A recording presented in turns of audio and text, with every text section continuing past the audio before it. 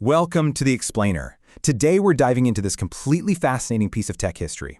We're going to look at how the honestly mind-numbing, infuriating limitations of early computers accidentally forced our hand and, well, created the modern internet. Specifically, we're zeroing in on why a totally obsolete, incredibly clunky method called batch processing absolutely had to die for our digital future to even stand a chance.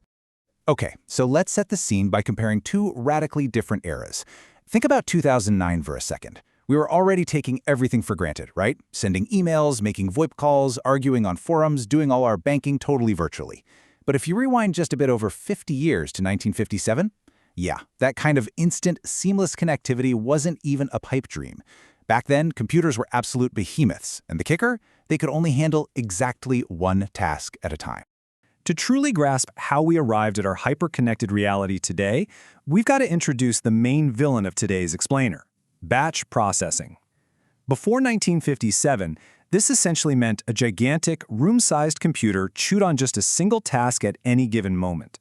It was so highly ineffective, a massive bottleneck. And because these machines were running so hot and getting so large, they literally had to be locked away in special, heavily cooled rooms, completely isolated from the actual humans trying to use them.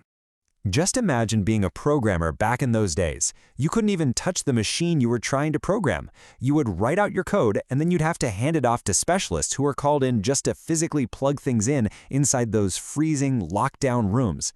This indirect connection was just an absolute nightmare. It caused an unbelievable amount of bugs, totally wasted time, and basically left developers with completely frayed nerves.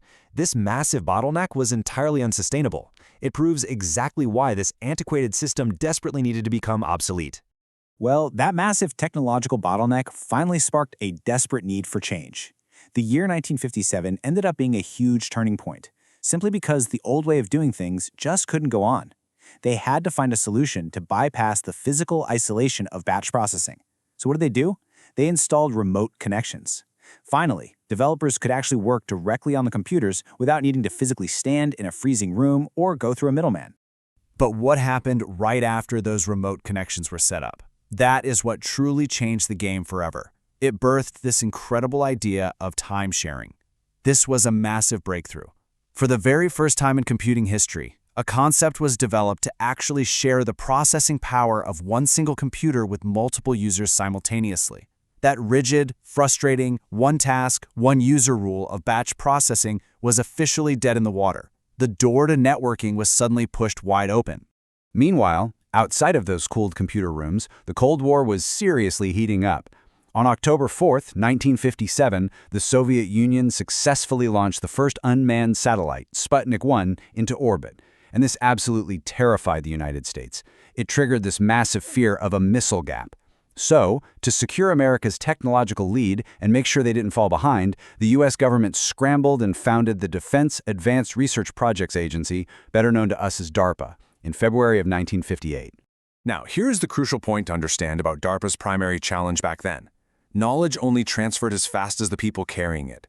DARPA realized they needed a large-scale computer network for one critical reason: to accelerate knowledge transfer and totally avoid the doubling up of already existing research.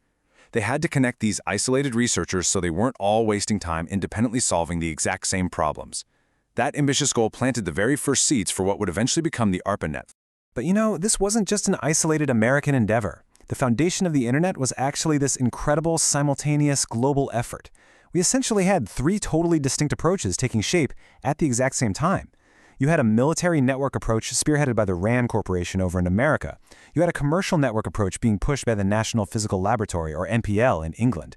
And then you had a scientific network known as Cyclades over in France.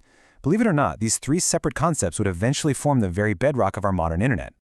Let's start by looking at the American military approach, the ARPANET, which kicked off development in 1966. At the time, universities were incredibly cautious, and understandably so, about sharing access to their super expensive computers. So, to protect their mainframes, they put smaller computers in front of them to act like bodyguards. These were called Interface Message Processors, or IMPs. The mainframes only handled the programs and the data, while the IMPs took over literally all of the network activities. Since only these IMPs were interconnected, this setup was known as an IMP subnet. Now, taking a quick detour over to England, their commercial network at the NPL was facing a totally different headache. Because it was explicitly designed on a commercial basis, they were anticipating a massive volume of users and heavy file transfers. Their main engineering hurdle wasn't about protecting mainframes, it was all about figuring out how to avoid catastrophic congestion on those communication lines. And their ingenious solution to this massive traffic jam is just beautifully simple. To stop the lines from getting completely clogged up, they took the files being sent and chopped them up into much smaller pieces, or packets. These tiny packets were sent individually across the network lines and then essentially stitched back together at the receiver's end. This was the birth of packet switching, a brilliant way to keep data flowing super smoothly even under heavy commercial use. But back over in America, the focus shifted dramatically in 1962. American Ferret aircraft had just discovered middle and long-range missiles in Cuba that could easily reach the United States. This obviously stoked an unbelievable amount of fear regarding an atomic conflict. And for network engineers, it raised a truly terrifying question.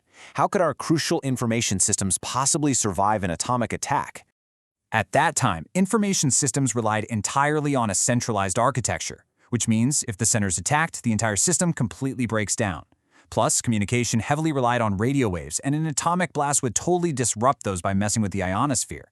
The military desperately needed a decentralized, distributed network. With a decentralized setup, even if you suffer a catastrophic loss of one specific node, the rest of the network stays totally operative. Meanwhile, over in France, another massive milestone was happening with their scientific network Cyclades. Now, they were working with a much tighter budget than the American ARPANET, which meant they had way fewer nodes to play with. Since they couldn't afford to build a massive standalone network from scratch, they were forced to focus entirely on communicating with other existing networks. And it was exactly this focus on connecting separate networks together that birthed the very term Internet. What is really amazing about Cyclades is that their concept actually went a step further than both the ARPANET and England's NPL. They introduced a really elegant end-to-end structure. During communication, the computers sitting in the middle of the network were not allowed to intervene at all. They didn't process the data, they simply served as physical transfer nodes hardwired into the system.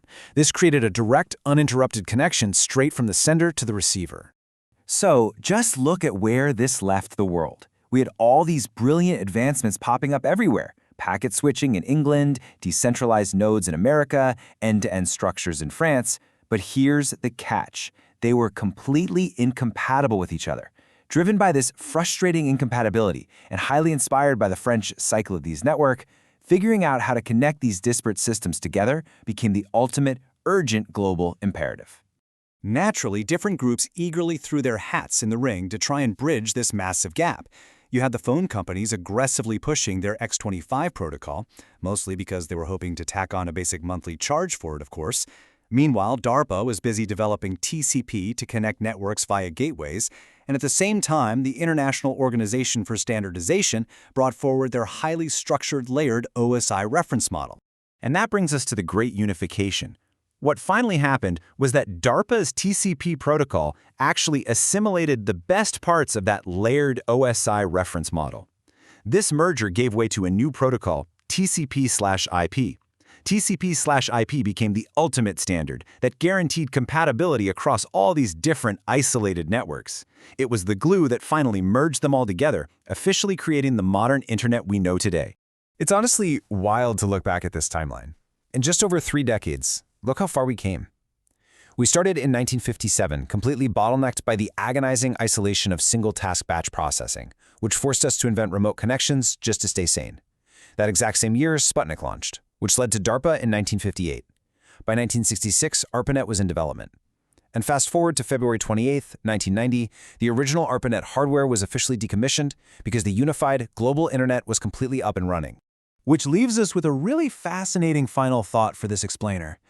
We just saw firsthand how the absolute nightmare of batch processing, the fact that it was so incredibly slow, frustrating, and limiting, is exactly what forced us to innovate, sparking time-sharing and ultimately the internet itself. So I have to ask you, what current technological frustration, what massive bottleneck in our lives right now is quietly birthing our next great technological revolution? Something to think about.